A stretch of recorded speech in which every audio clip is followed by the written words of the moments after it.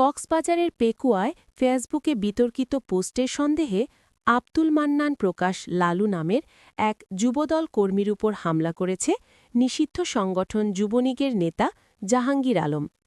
রবিবার ২১ ডিসেম্বর সকাল ৮টার দিকে উপজেলার কবির আহমেদ চৌধুরী কাঠবাজারে এ ঘটনা ঘটে। যুবদল কর্মী আব্দুল মান্নান প্রকাশ লালু বলেন, নিষিদ্ধ সংগঠন যুবলীগের নেতা জাহাঙ্গীর আলম বিএনপির বিরুদ্ধে অকথ্য ভাষায় গালিগালাজ করতে থাকে। এ সময় কেউ একজন রেকর্ড করে ফেসবুকে পোস্ট করে।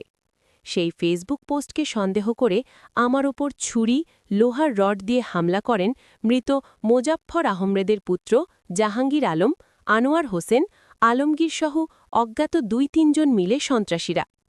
আমি আহত হয়ে পড়লে স্থানীয় লোকজন আমাকে উদ্ধার করে উপজেলা স্বাস্থ্য কমপ্লেক্সে ভর্তি করে।